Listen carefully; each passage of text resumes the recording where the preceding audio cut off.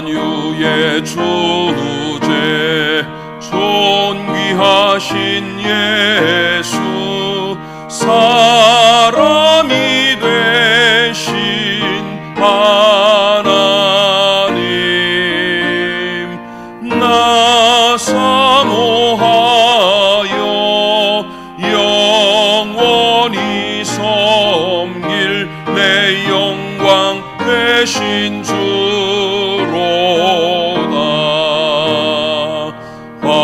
화려한 동산 조성한 저수목 아름답고 묘하나 순전한 예수 더 아름다워 봄 같은 기쁨 주시네.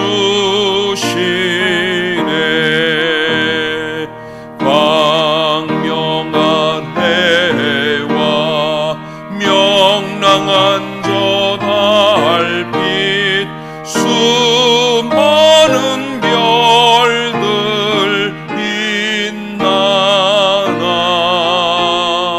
주 예수 빛은 더 찬란하여 참 비교할 수 없도다.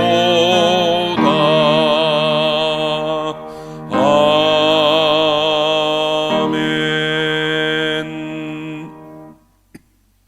너희 권능 있는 자들아 영광과 능력을 여호와께 돌리고 돌릴지어다.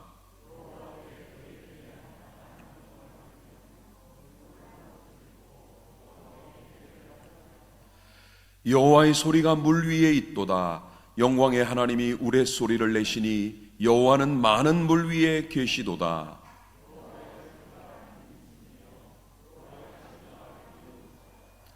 여호와의 소리가 백향목을 꺾으시며 여호와께서 레바논 백향목을 꺾어 부수시도다.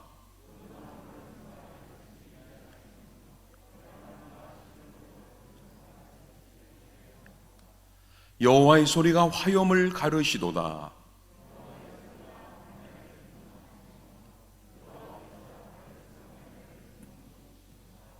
여호와의 소리가 암사슴을 낙태하게 하시고 살림을 맑게 벗기시니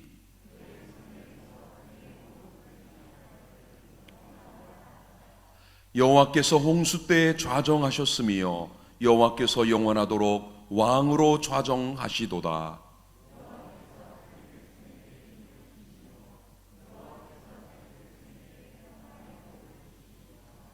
아멘.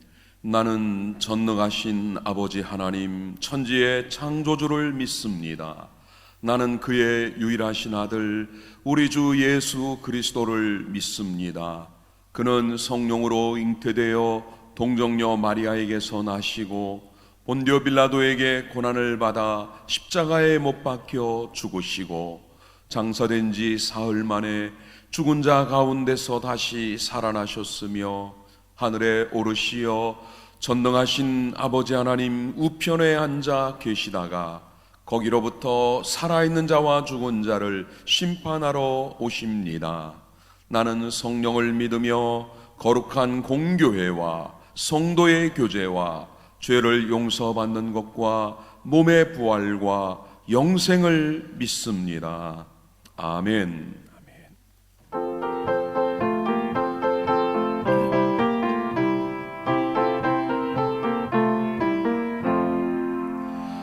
나 속죄함을 받은 후 한없는 기쁨을 다 헤아릴 수 없어서 늘 찬송합니다.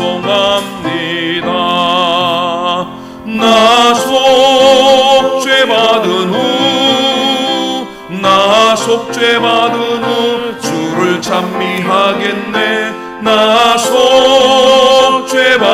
후 주의 이름 찬미하겠네.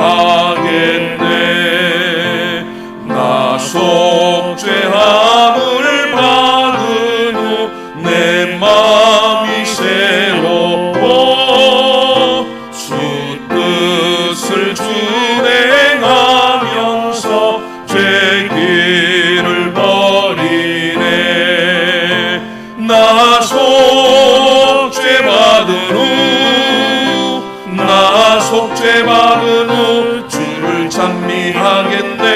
나 속죄 받은 후 주의 이름 찬미하겠네.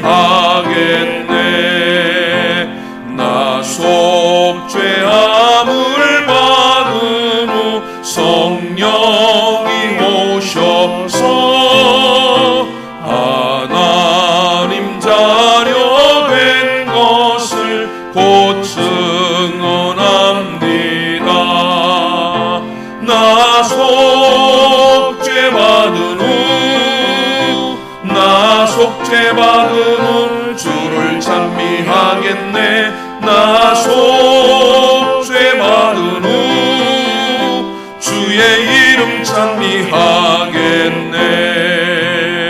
나 속죄함을 받은 후 오혈의 공로로 내 주의 은혜 입으니 늘 평안합니다. 나 속죄 받은 후 나 속죄 받은 후 주를 찬미하겠네. 나 속죄 받은 후 주의 이름 찬미하겠네.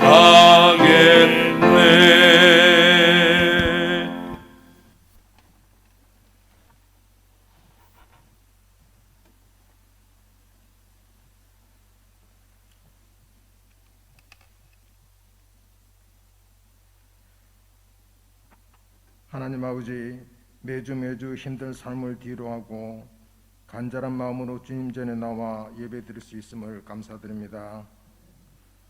우리가 주님의 자녀로 날마다 믿음을 지키며 살게 하옵시고 세상을 향한 욕심을 끊고 오직 주님이 원하시는 성도의 삶을 살며 언제나 기도함으로 주님의 뜻에 순종하는 저희들이 되게 하옵소서. 하나님 아버지, 우리 민족을 불쌍히 여겨주시옵소서. 재림의 이 시대에 살고 있는 저희들을 늘 깨있게 하여 주시옵고 말씀으로 무장하여 적 그리스도나 사탄 마귀에 넘어가는 자 한 명도 없게 하여 주시옵소서. 마지막 때에 마귀는 더욱더 하나님의 백성을 넘어뜨리려고 하고 있습니다. 저희들의 나약함을 아시오니 하나님 아버지, 저희들을 더욱더 굳게 붙잡아 주시옵소서. 사랑하는 주님, 나날이 코로나 확진자들이 전 세계 1000만이 넘어가고 있습니다. 생명을 사랑하시는 주님께 간과 없기를, 행여나 하는 불신이 깊어가는 지금 형제자매들이 예전처럼 마음껏 믿음을 나눌 수 있는 날이 오길 간절히 바라옵나이다. 하나님 아버지, 소망이 보이지 않고 불안하고 고통에 떨고 있는 성도들이 있습니다. 보이는 육의 현상보다 보이지 않는 영의 세계의 영향이 더 큰 줄 잘 압니다. 하지만 저희들은 너무나도 연약한 인간이라서 낫게 해달라고 기도할 수밖에 없습니다. 주님은 세상 그 어떤 질병도 낫게 하실 능력이 있음을 잘 알고 있습니다. 우리 음성과 간구를 들으시고 응답하여 주시옵소서. 오늘도 단에 세워진 목사님에게 성령의 충만함을 허락하시고 늘 건강을 지켜주시옵고 그 말씀이 저희에게 은혜와 능력이 되게 하여 주시옵소서. 이 시간 예배의 시종을 주님께 인도하여 하시며 모든 영광 홀로 받아주시길 원하오며 예수 그리스도의 이름으로 기도드리옵나이다.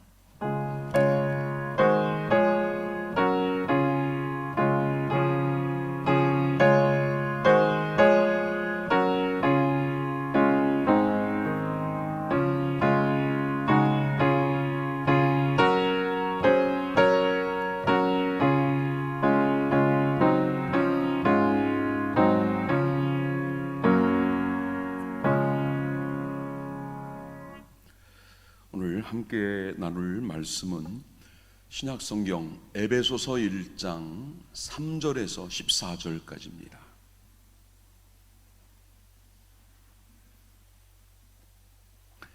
에베소서 1장 3절에서 14절까지의 말씀 우리 한 절씩 교독하겠습니다. 찬송하리로다. 하나님 곧 우리 주 예수 그리스도의 아버지께서 그리스도 안에서 하늘에 속한 모든 신령한 복을 우리에게 주시되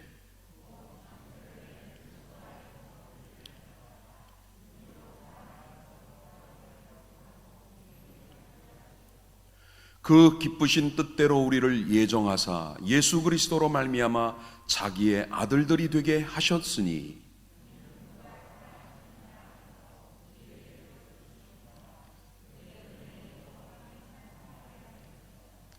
우리는 그리스도 안에서 그의 은혜의 풍성함을 따라 그의 피로 말미암아 속량 곧 죄사함을 받았느니라.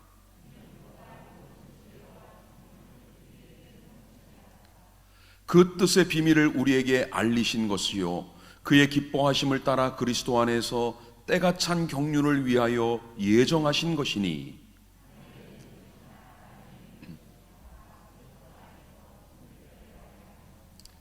모든 일을 그의 뜻의 결정대로 일하시는 이의 계획을 따라 우리가 예정을 입어 그 안에서 기업이 되었으니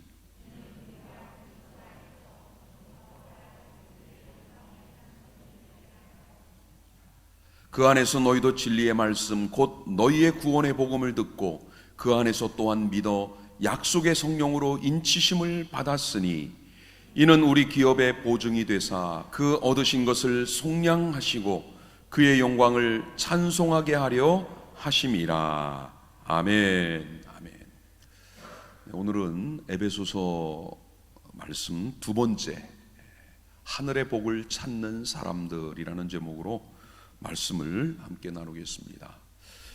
바울은 이 에베소서 1장 2절에서 에베소 교회 성도들 또 에베소에 있는 많은 사람들에게 은혜와 평강이라는 축복의 인사를 먼저 전하고 그리고 나서 그는 오늘 본문 3절을 보면은 가슴이 벅찬 찬송을 하나님께 올려드리고 있습니다. 바울을 육신적인 눈으로 보면은 지금 그는 상당히 어려운 처지에 놓여 있지요. 로마 감옥에 갇혀 있습니다. 그의 미래는 어떻게 될지 아무도 모릅니다. 육신적으로는 그렇게 힘든 것이지만 그러나 영의 눈으로 바라보면 하나님이 주신 하늘의 복이 보였습니다. 그리고 하나님이 베푸시는 은혜를 깨닫게 됐습니다. 그리고 하나님을 찬양하게 되어졌다라는 거예요. 여러분 오늘 3절 말씀 한번 같이 읽어볼까요? 3절에 바울이 어떻게 찬양을 시작하는지 다 같이 보겠습니다. 찬송하리로다 하나님 곧 우리 주 예수 그리스도의 아버지께서 그리스도 안에서 하늘에 속한 모든 신령한 복을 우리에게 주시되 그랬습니다. 바울은 하늘에 복을 주시는 하나님을 찬송하고 있다라고 말을 합니다. 여러분 하나님이 우리 성도들에게 어느 정도의 복을 주셨을까요? 얼마만큼의, 어디까지의? 어린 아이들 이제 말을 하기 시작하는 아마 한 초등학교 이하의 아이들에게 물어보면은 아이들은 이런 말을 자주 합니다. 하늘만큼 땅만큼. 그런데 이 말만큼 정답이 없어요.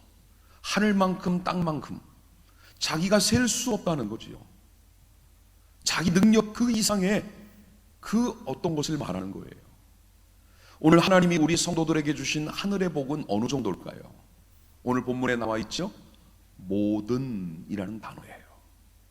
오늘 하나님은 우리에게 모든 하늘에 속한 모든 신령한 복을 주시되 이렇게 말씀을 했습니다. 또 여러분 우리 그리스도인은 적어도 세상의 복과 신령한 복 정도는 구분할 줄 알아야 됩니다. 세상의 복은 뭐가 있습니까? 우리가 다 알고 있는 것들이지요. 돈, 명예, 권세, 건강, 성공, 많은 것들이 우리가 바라보는 세상의 복이지요. 그러나 성도에게는 신령한 복이 따로 있다는 것을 우리가 깨달아야 됩니다. 세상의 복도 필요해요. 세상을 사는 동안에는 반드시 있어야 됩니다. 다만 신령한 복은 하늘로부터 주어지는 것이고 하나님께서 주신 것이고 또 이것은 이 땅에서는 물론이고 영원한 나라까지 변하지 않는 복, 이 신령한 복이 오늘 우리에게 필요한 줄 믿습니다. 오늘 읽은 에베소서 1장 3절에서 14절, 특히 4절부터 14절까지를 보면은 하나님께서 우리 그리스도인들을 위해 하늘로부터 준비하신 5가지의 신령한 복들이 있습니다. 오늘 이제 여러분과 저와 함께 하나씩 그 복을 찾아 출발하도록 하겠습니다. 첫 번째 복이 뭘까요? 우리 한번 다 같이 제목을 읽어보겠습니다. 첫 번째 복이 뭡니까? 다 같이 읽겠습니다. 그리스도 안에서 택함을 받은 것. 이게 첫 번째 하나님이 우리에게 주시는 신령한 복이에요. 우리 4절에 있는 말씀을 한번 같이 읽어보겠습니다. 곧 창세전에 그리스도 안에서 우리를 택하사 우리로 사랑 안에서 그 앞에 거룩하고 흠이 없게 하시려고. 아멘. 여러분, 하나님이 우리를 택하셨다. 이거는 성경 전체가 일관되게 말하고 있는 진리예요. 지난 주일에도 서론 때 말씀을 드렸죠.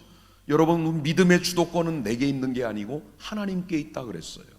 내가 믿어준 게 아니고 하나님이 우리에게 믿음 주신 거고, 내가 하나님을 택한 것이 아니고 하나님이 우리를 택하신 거고, 우리가 하나님을 찾아 나온 게 아니고 하나님이 우리를 찾아와 만나 주신 거예요. 이 선택의 주도권은 하나님에게 있다라는 겁니다. 그것도 하나님은 아무 조건도, 우리에게 어떤 것도 요구하지 않고 우리를 택해 주셨다라는 사실입니다. 디모데후서 1장 9절에서 바울은 이 말씀을 또 이렇게 설명을 했습니다. 우리 같이 읽어보겠습니다. 하나님이 우리를 구원하사 거룩하신 소명으로 부르심은 우리의 행위대로 하심이 아니요 오직 자기의 뜻과 영원 전부터 그리스도 예수 안에서 우리에게 주신 은혜대로 하심이라. 아멘. 행위 때문에 부르신 게 아니래요. 예수 안에서 우리에게 주신 은혜 때문에 우리를 택하셨다라고 말씀을 합니다. 선택은 전적인 하나님의 기쁘신 뜻이고 그분의 은혜 안에 시작이 된 거예요. 자, 그렇다면 하나님은 우리를 언제 택하셨을까요? 오늘 4절은 언제라고 그랬습니까? 창세 전에. 하나님이 온 세상을 창조하시기 전부터 하나님은 우리를 택하신 겁니다. 참 믿어지기 어려운 이야기지요. 어떻게 하나님은 그때 나를 아셨을까? 내가 이때 태어날 것을 어떻게 아셨을까? 참 놀라운 이야기 아닙니까?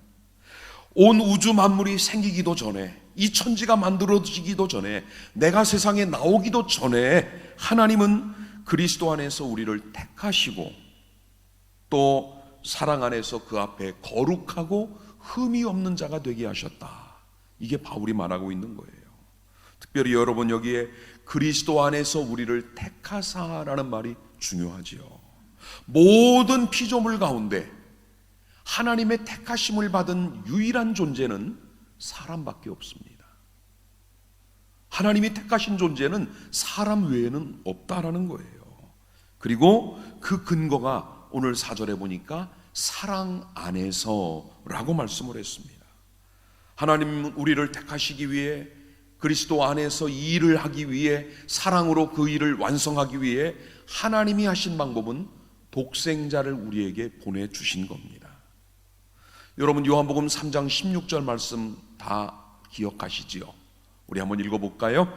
하나님이 세상을 이처럼 사랑하사 독생자를 주셨으니 이는 그를 믿는 자마다 멸망하지 않고 영생을 얻게 하려 하심이라. 아멘. 여러분, 하나님은 이 선택이라는 그 자체가 구원의 전제 아닙니까? 이 구원을 위해서 하나님이 하신 일은 그 아들을 주신 것이고 우리가 해야 될 일은 그 아들을 믿는 것 뿐입니다. 특히 여러분 5절을 보면은 이 하나님의 선택 속에는 예정이라는 말이 들어있어요. 우리 5절을 같이 읽어보겠습니다. 그 기쁘신 뜻대로 우리를 예정하사 예수 그리스도로 말미암아 자기의 아들들이 되게 하셨으니 그랬습니다. 여러분, 하나님이 우리를 선택하기 위해 예정, 작정, 계획하신 이유는 뭘 하기 위해서라고 그랬습니까? 하나님 그분의 아들이 되기 위해서예요. 이거를 양자됨이라고 말씀을 하는 거지요. 그 예정, 하나님의 택하심의 방법은 뭘까? 예수 그리스도라고 말씀을 해요. 또 그것은 하나님이 기뻐하시는 뜻으로 우리를 택하시고 우리를 부르셨다라는 거예요. 그래서 하나님의 그 기쁘신 뜻, 하나님의 그 계획, 하나님의 선택엔 누구도 방해할 수 없어요. 누구도 거기에 이의를 제기할 수 없습니다. 하나님은 그 일 자체를 기뻐하셔서 독생자를 우리에게 주시고, 이제 우리가 할 일은 그 독생자를 믿음으로 받아들이면 돼요.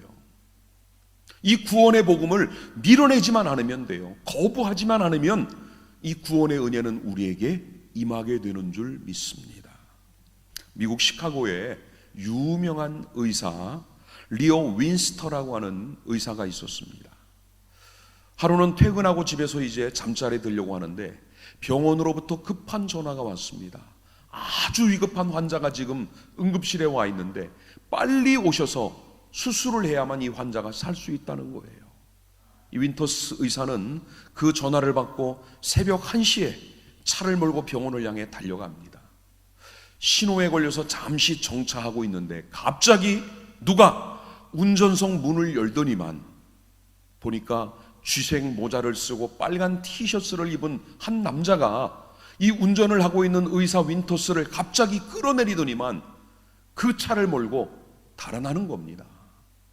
끌려 나오면서 이 의사가 난 지금 병원에 급한 환자를 수술하러 가야 되니 차를 돌려달라고 소리를 외치려고 하는데도 무시하고는 가버립니다.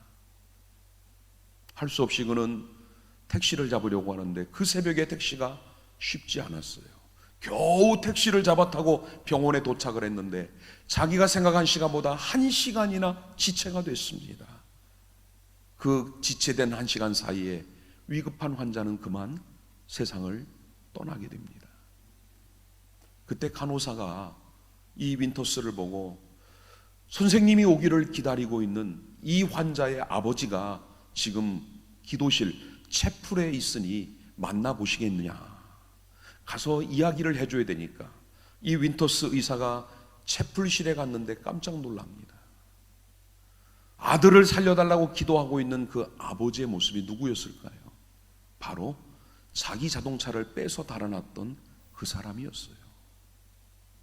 물론 그 아버지도 아들이 지금 위급하다는 이야기를 듣고 빨리 병원에 달려가고 싶은 마음에 누군가의 차를 뺏어서 병원에 도착을 했지만 하필이면 그 차가 자기 아들을 살리러 가던 의사의 차였던 거예요. 여러분, 이 이야기를 저는 이렇게 생각해 보고 싶습니다.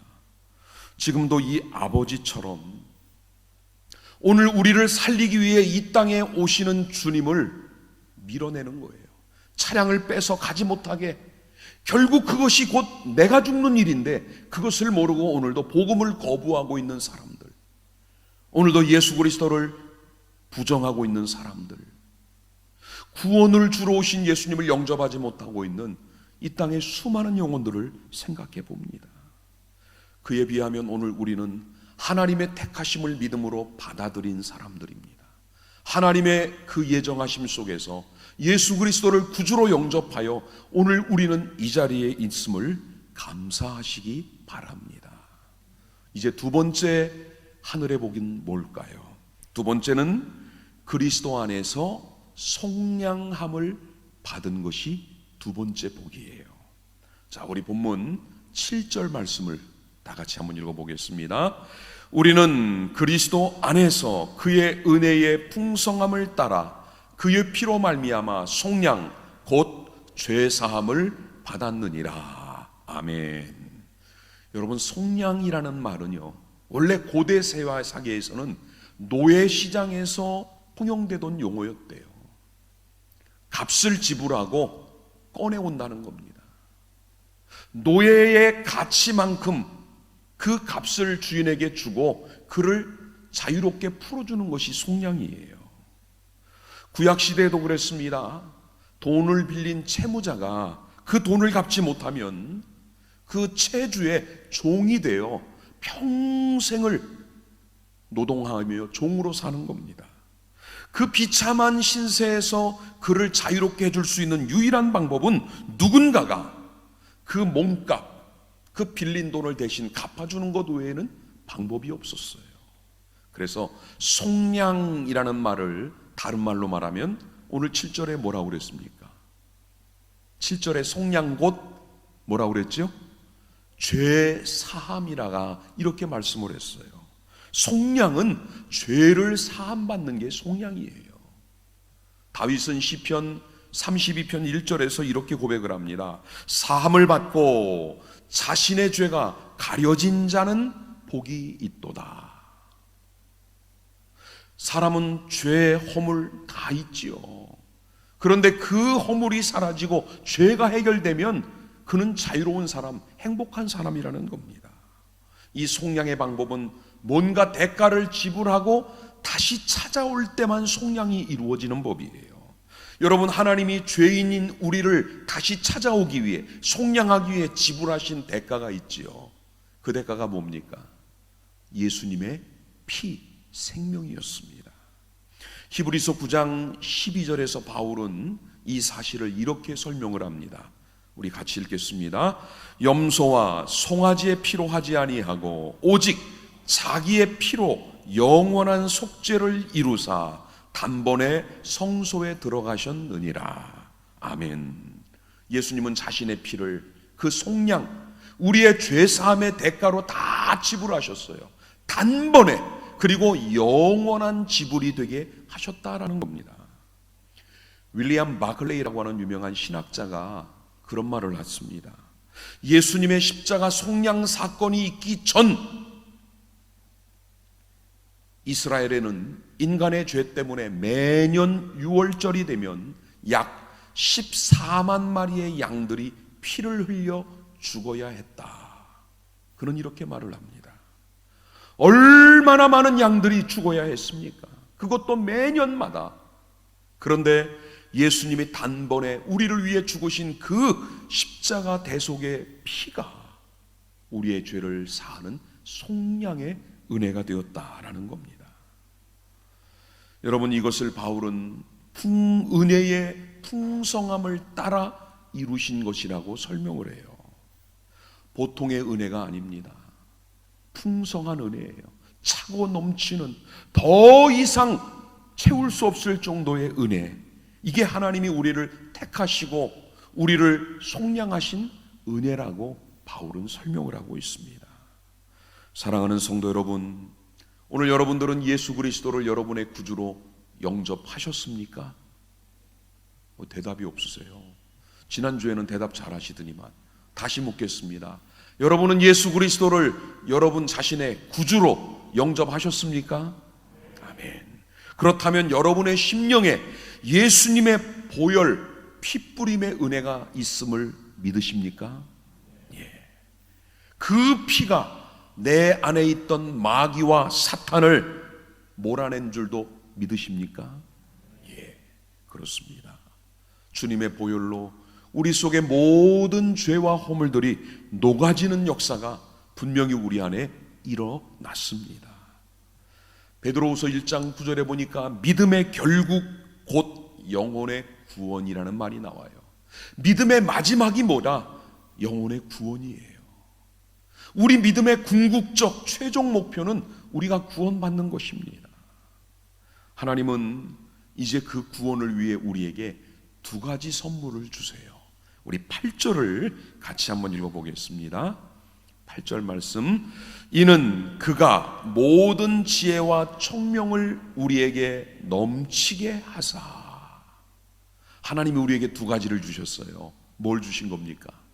지혜와 총명이에요. 지혜는 사물을 올바로 보고 판단할 수 있는 지적인 능력, 이게 지혜예요. 지식은 다양한 학습을 통해, 경험을 통해 배워서 자기 것으로 만든 건 지식이지만, 지혜는 어떤 사물을 보고 올바로 판단할 수 있는 지적인 능력은 지혜예요. 그런데 성경적인 지혜라고 할 때는 특히 뭘 바로 아느냐? 하나님의 말씀이 무엇인지를 깨닫는 능력이, 이게 지혜예요. 그렇다면 총명은 뭘까요? 총명. 영어로 총명이라는 단어를 뜻하는 단어가 두 단어가 있더라고요. 하나는 insight라는 단어예요. 또 하나는 understanding이라는 단어입니다. 이 말은요, 바른 행동을 할 수 있도록 우리를 이끌어주는 총체적인 이해력 또는 분별력을 가리키는 게 총명입니다. 지식보다는 지혜가 더 중요해요. 그리고 그 지혜를 가지고 총명을 따라 우리가 올바른 선택을 하고 바른 길을 갈 수가 있는 겁니다.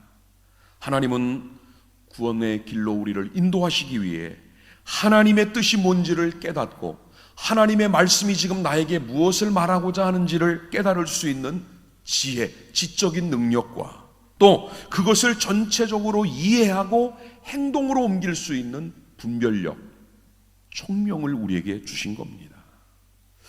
아마 여러분 이런 경험들이, 저와 같은 경험들이 여러분들에게도 있으실 것 같아요. 무슨 말인가 하면 우리가 간혹 죄를 짓습니다. 죄를 지었어요. 뭐 원했든 원하지 않든.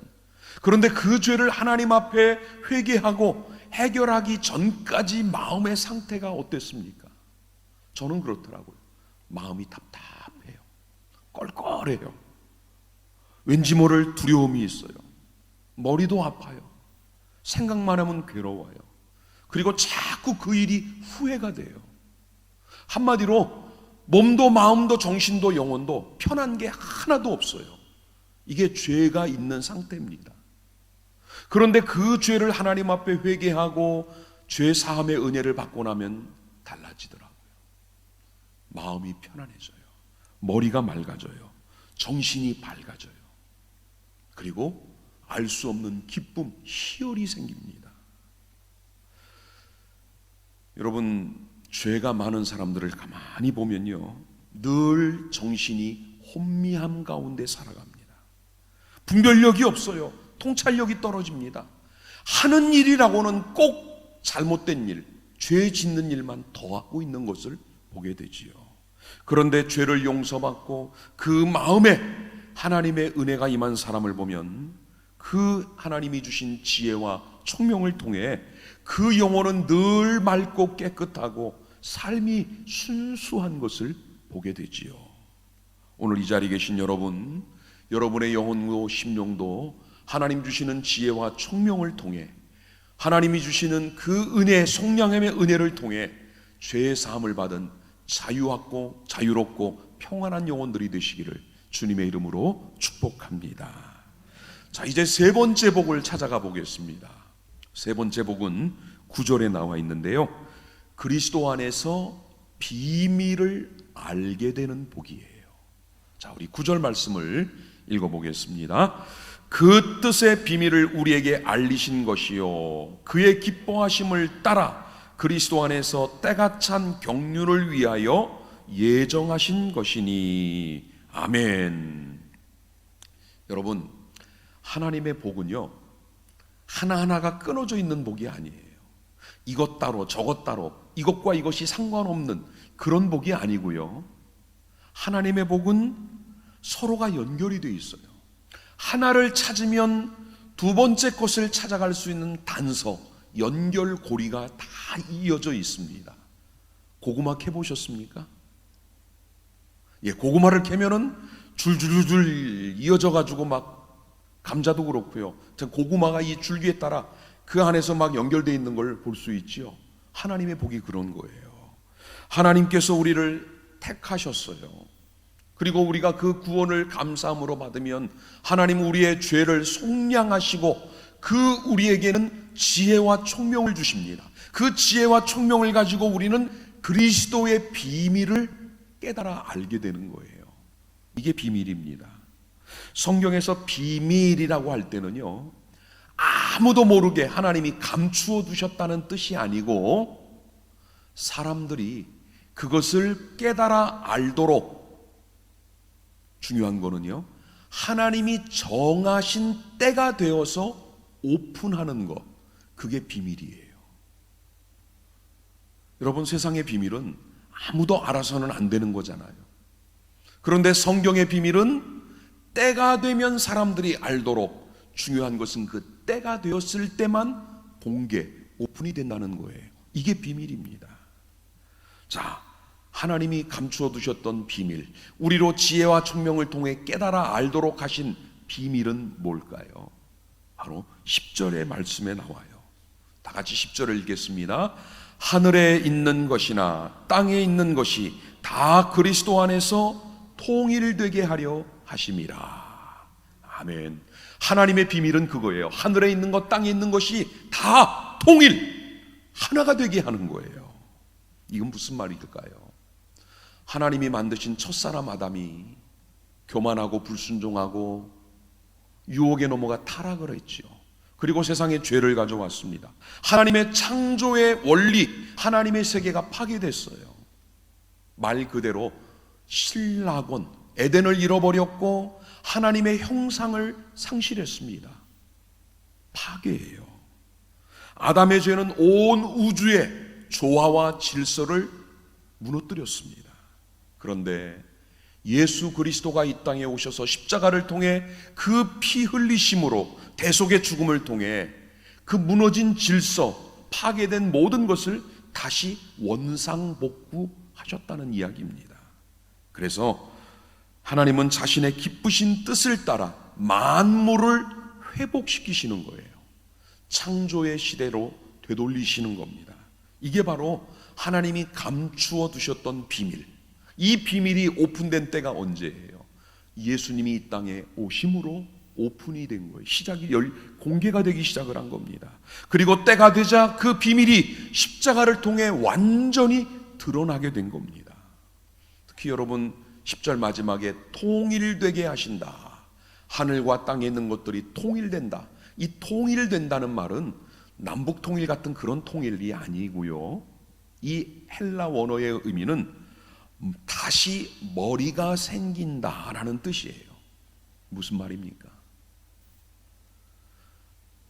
하나님의 창조 질서가 깨지고 죄가 가득할 때는 한자로 표현하면 중구난방, 오합지졸,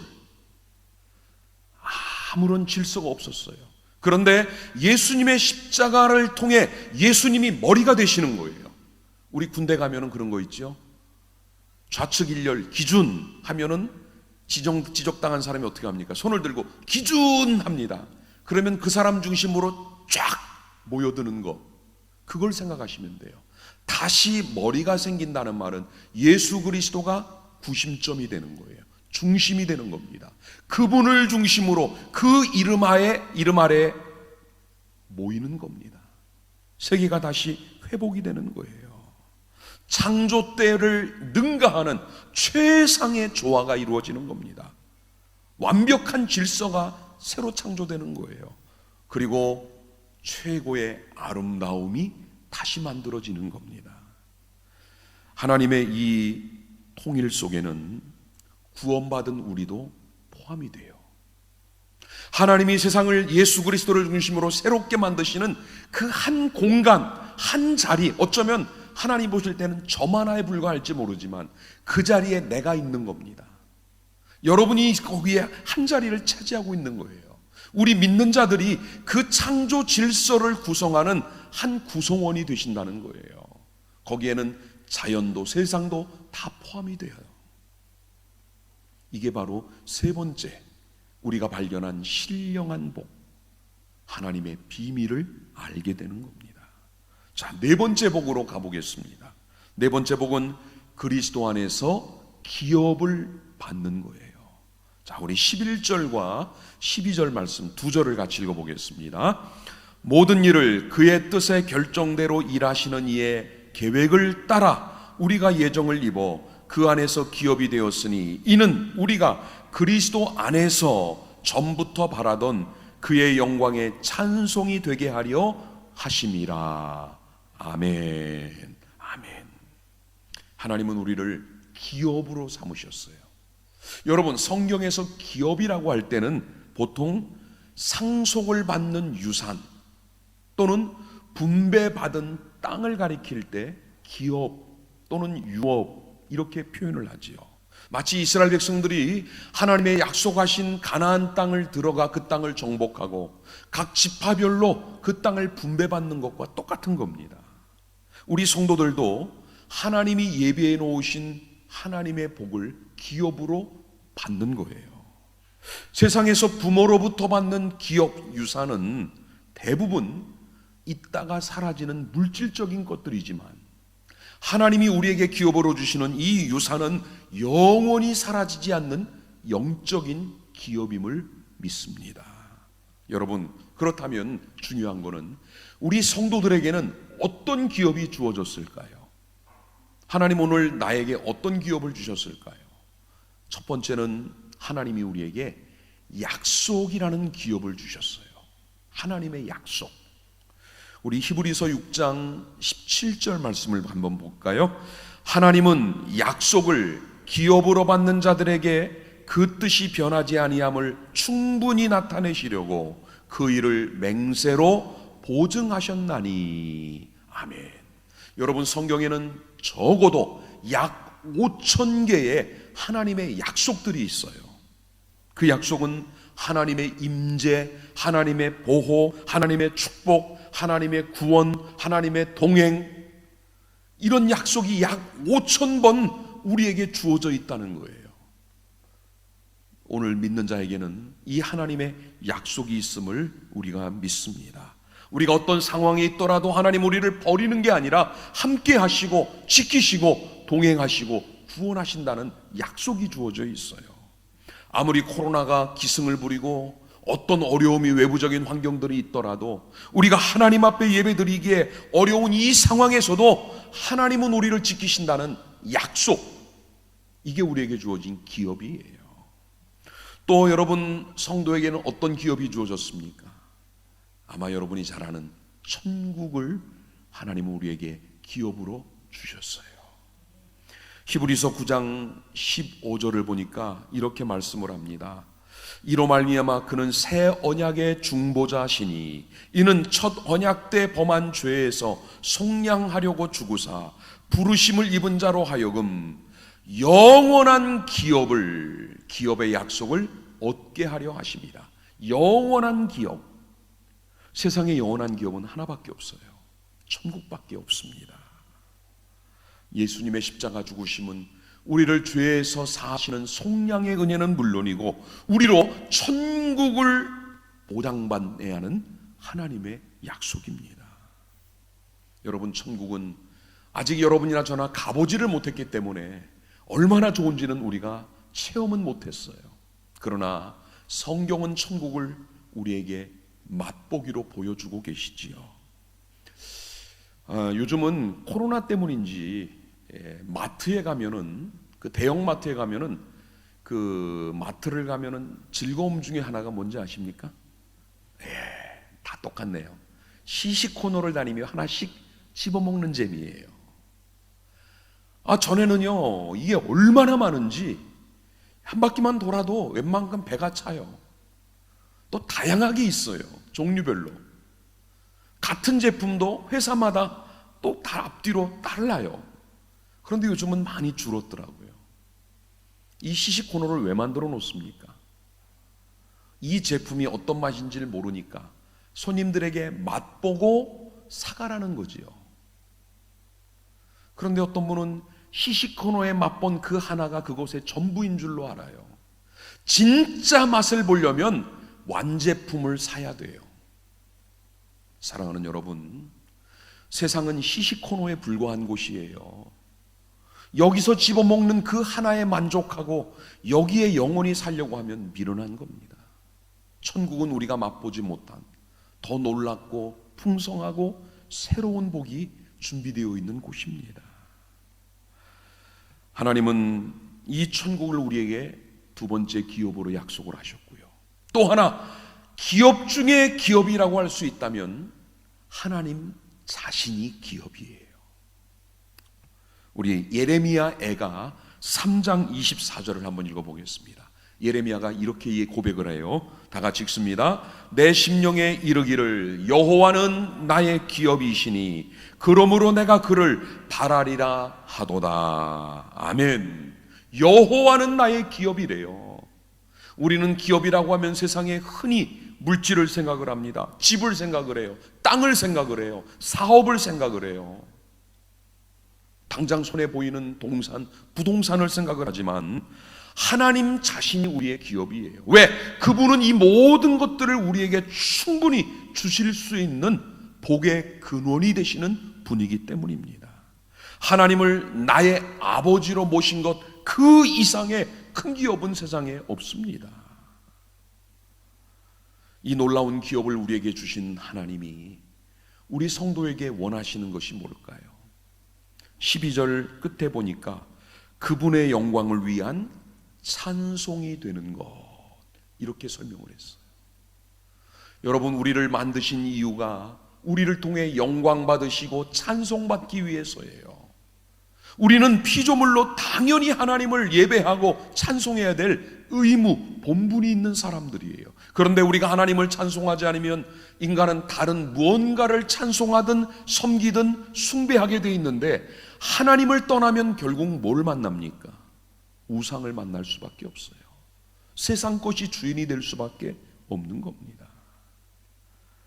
오늘 온전하게 그리고 끝까지 변함없이 하나님 한 분만을 찬양하는 기업의 복을 받은 우리 모두가 되시기를 바랍니다. 마지막 5번째 복을 찾아가 봅시다. 이 복은 그리스도 안에서 인치심을 받은 복이에요. 자, 13절 말씀 우리 다 같이 읽겠습니다. 그 안에서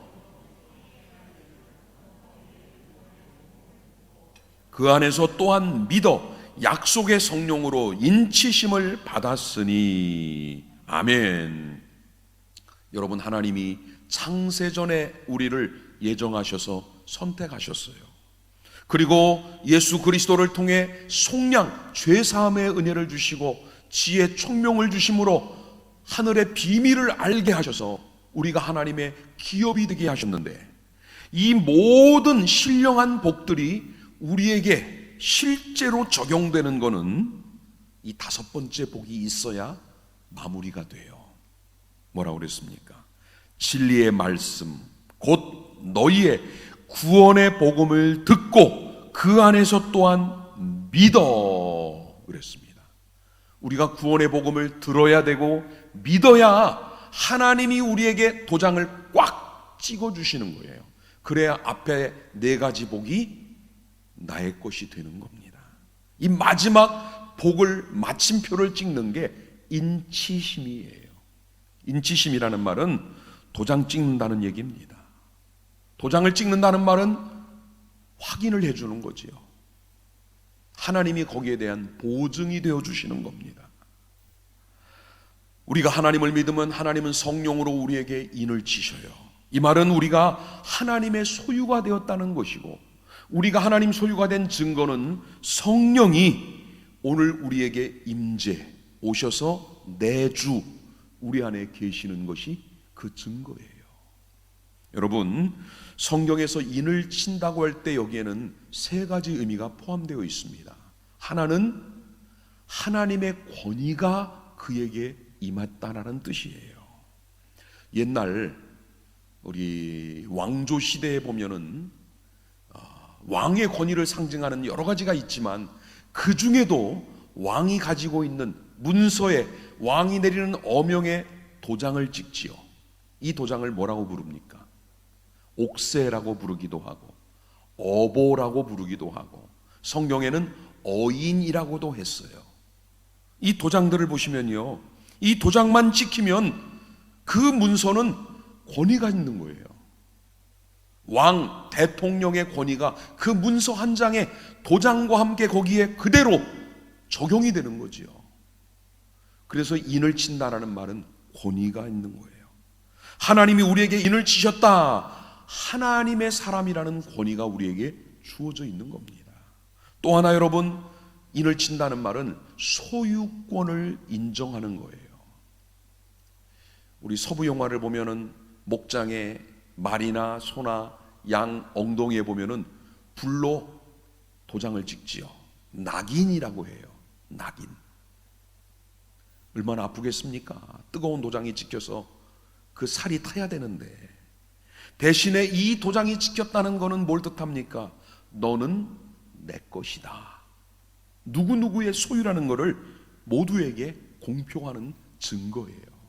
마지막으로 여러분, 성경에 인을 쳤다라는 말은 하나님이 안전을 보장해 주신다라는 뜻이에요. 여러분, 우리가 우편물을 보내요. 택배를 보내거나 편지를 보내면 보통 일반으로 가는 것도 있어요. 우표만 붙이면 가요. 그런데 특별한 게 있지요. 등기라는 게 있습니다. 이 등기라는 거는 정확하게 당사자가 받도록 사인을 받아가요. 안전하게 전달이 되었다라는 증거예요. 요즘은 얼마나 좋은지 문자를 통해 카카오톡 메시지로 다 내용들이 다 나오잖아요. 이 우편물을 보낼 때는 봉인을 하고 거기에 우체국에 직인 소인이 찍히게 되어 있습니다. 다른 사람이 볼 수 없게 하는 거지요. 저도 가끔 이 추천서를 써줄 때가 많아요. 그러면은 추천서를 요구하는 쪽에서 인비 처리를 해달래요. 인비 처리가 뭡니까? 추천서를 쓴 다음에 그거를 봉투에 집어넣고 봉투를 밀봉을 해요. 그런 다음에 그 위에 제 도장을 찍습니다. 그리고 그것도 모자라 스카치 테이프로 그 위에 한 번 더 붙여요. 누구도 뜯어보면은 이거는 개봉이 된 거니까 인정을 못 받는 거예요. 그 당사자만이 뜯을 수 있는 권리가 있는 거지요. 인을 쳤다라는 말은 하나님이 우리를 누구도 넘보지 못하도록, 특히 마귀가 시험하지 못하고 빼앗아가지 못하도록 우리를 안전을 보장해 주시는 게 인을 치는 겁니다. 자, 하나님이 우리에게 인을 치시는 이유는 뭐라고 그랬을까요? 똑같아요. 12절과 똑같아. 14절에 보니까 그분의 영광을 찬송하기 위해서예요. 말씀을 정리합니다. 하나님이 우리를 위해 준비해 놓으신 하늘의 모든 신령한 복은 오늘 말씀해 보니까 5가지예요. 우리는 창세전부터 하나님의 예정 가운데 택하심을 받았고 그리스도의 피로 속량함을 얻어 하나님 나라의 놀라운 비밀을 알게 된 것은 물론이고 변하지 않는 썩지 않는 기업을 선물로 받은, 그리고 하나님의 인을 침을 받은 하나님이 보증하시는 하나님의 사람이 되는 겁니다. 여러분, 중요한 것은요, 이 5가지의 신령한 복들이 하나의 통로를 통해서 우리에게 온다라는 거예요. 그 하나의 통로가 뭔지 아십니까? 오늘 본문에 계속해서 반복되는 2 단어가 있어요. 뭡니까? 그리스도 안에서라는 이 단어예요. 이것이 없으면 하늘의 신령한 복은 내게 올 수 없습니다. 자, 이 말은 오늘 내가 그리스도 안에 거하고 있어야 됩니다. 주님이 오늘 내 안에 들어와 내 삶의 주인이 되셔야만 가능한 복이라는 거예요. 사랑하는 여러분, 오늘도 하늘의 복을 찾아 이 복의 주인이 되시고 또 이 복을 마음껏 누리는 하나님의 사람으로 살아가시기를 주님의 이름으로 축복합니다. 기도하겠습니다. 하나님, 감사합니다. 오늘 에베소서 2번째 말씀을 함께 나눴습니다. 바울은 영의 눈이 열려 하늘의 신령한 복들을 보고 또 그 복을 주신 하나님을 찬양했습니다. 이 5가지의 복이 우리 믿는 자에게 주어진 하나님의 복임을 믿고 오늘도 감사하며 기뻐하며 주님 앞으로 나아가는 우리 모두가 될 수 있도록 하나님 우리의 삶을 인도하시되, 무엇보다 우리가 그리스도 안에서 이 복의 주인공들이 되기를 소원합니다. 하나님, 이번 한 주간에도 이 5가지의 복을 되돌아보며 하나하나를 기뻐하고 감사하고 또 그 안에서 하나님 주신 복을 마음껏 누리며 사는 주의 성도들이 되게 하여 주시옵소서. 예수님의 이름으로 기도하옵나이다. 아멘.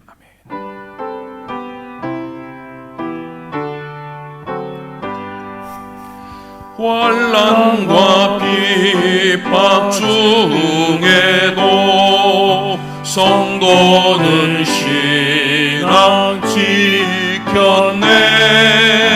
이 신앙 생각할 때에 기쁨이 충만하도다. 성도의 신앙 따라서 죽도록 충성하겠네. 복중에 매인 성도나 양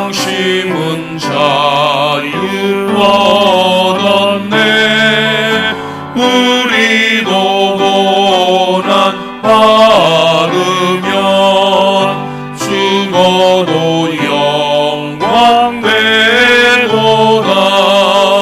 성도의 신앙 따라서 죽도록 충성하겠네. 성도의 신앙 본받아 원수도 사랑하겠네. 인자한 언어 행실로 이 신앙 전파하리라. 성도의 신앙 따라서 죽도록 충성하겠네. 아멘.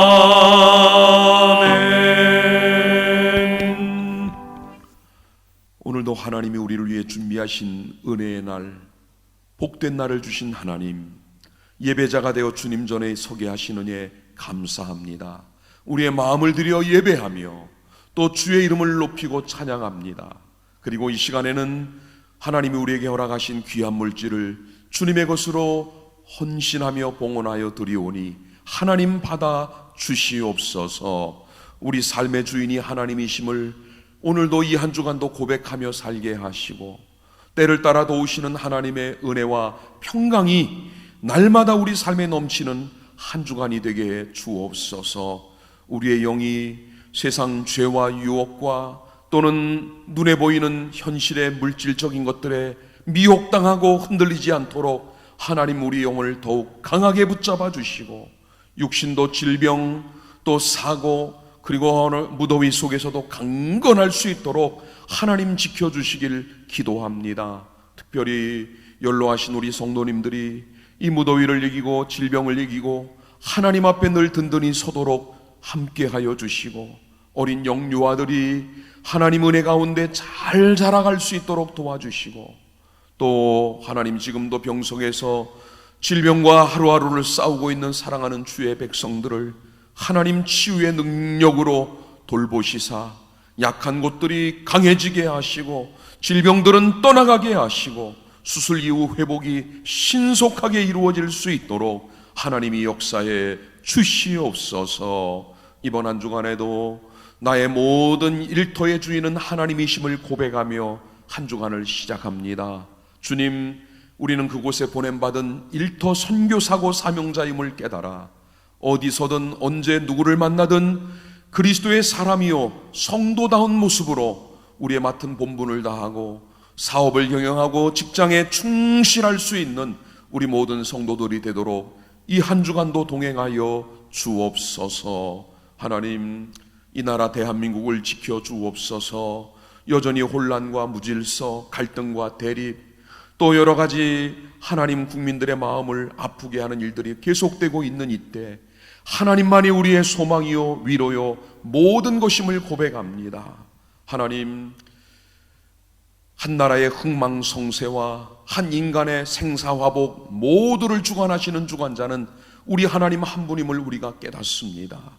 하나님의 법을 거스리고 하나님의 통치를 거부하는 자가 없도록 하나님이 이 땅의 온전한 주인이 되어 주옵소서. 그 가운데 부름을 받은 우리 성도들이 너희는 세상의 빛이요 너희는 세상의 소금이라고 하신 이 사명을 가지고 살아가는 우리 모두 되도록 하나님 함께해 주시옵소서. 지금은 우리 주 예수 그리스도의 은혜와 아버지 하나님의 크고 놀라우신 사랑과 성령님이 함께 하시고 인도하시고 지키시는 은혜와 역사가 오늘도 하늘의 신령한 복을 찾아 그 복의 주인으로 살기를 다짐하고 나아가는 모든 성도들 위해 지금부터 영원토록 함께하여 주시기를 간절히 축원하옵나이다. 아멘.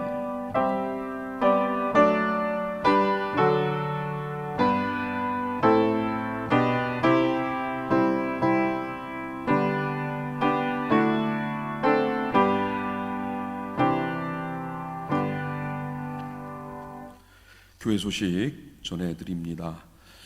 네, 우리 교회가 지금 1, 2, 3부로 예배를 진행하고 있고요.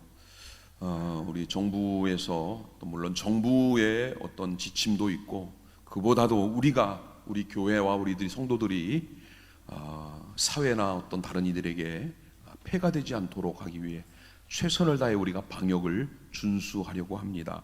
여러분도 협조해 주시는데 교회에 들어오시 교회 안에서는 반드시 마스크를 착용을 해 주시기 바라고요. 또 지정된 표시가 있는 좌석에만 앉아 주시고 이제 거리를 유지해 주시고, 또 들어오실 때는 손 소독하시고 또 발열 체크하시고 본인이 이름과 전화번호를 기록을 해 주셔야 됩니다. 그 정도만 해주시면은 나머지 이 공간에 대한 방역은 우리 교회에서 매 시간마다 하고 있습니다. 여러분 조금만 불편하더라도 같이 협력해 주시기를 바랍니다. 우리 수요 예배, 금요 기도회, 새벽 기도회는 성전에서 진행이 되고 있습니다. 조금 좀 관심을 가지시고 많이 참석해 주셨으면 좋겠습니다. 우리 이호국 장로님이 수술을 하시고 지금 고관절 수술 후에 구소동에 있는 매드윌 병원을 옮겨서 입원 지금 치료 중에 계십니다. 그리고 허정미 권사님이 지난 금요일에 목요일이죠. 우리 손목에 이제 골절이 와서 덕천에 있는 센트럴 병원에서 수술을 받고 지금 회복 중에 있습니다. 위에서 기도해 주시길 바라고요. 우리 하수근 장로님이 이번 교단 총회장님이 중점 사업으로 이제 시행하는 우리 교단의 신앙 고백서와 교리문답서 이 발간 위원으로 위촉이 되셨습니다. 그래서 이번 주 수요일부터 활동을 하실 텐데 위에서 기도해 주시기 바랍니다. 그리고 저는 내일부터 수요일 오후까지 강원도 원주에서 진행되는 영성 목회 훈련 세미나, 코로나 이후의 목회 패러다임에 대한 세미나에 참석을 합니다. 이런 때 세미나 가도 되나 걱정을 하시는데 인원이 50명으로 제한이 되어 있고요. 이보다 넓은 공간에 마스크 착용하고 거리 두고 안전하게 세미나가 진행이 됩니다. 그래서 여러분 기도해 주시고, 다른 광고는 주보를 참고하시고 우리 다 같이 일어나셔서 언제나 내 모습 너무나 부끄러워 우리 2번 찬송을 같이 하겠습니다.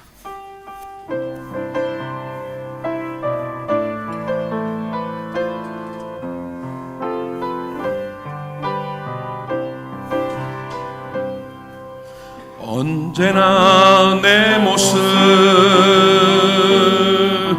너무나 부끄러워 무릎으로 주님께 기도로 가오니 나 홀로 서 있는 죽은 내 영 깨우사 주님만 나를 세워 내 영 살게 하소서. 주님 내 안에 주님 내 안에 계시고 주님 내 안에 주님 내 안에 나를 세워 주소서. 언제나 내 모습 언제나 내 모습 너무나 부끄러워 무릎으로 주님께 기도로 가오니 나 홀로 서 있는 죽은 내 영 깨우사 주님만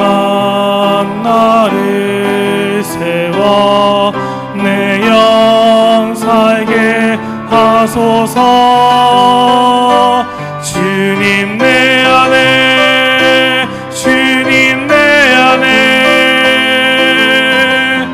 내 안에 계시고 주님 내 안에 주님 내 안에 나를 세워주소서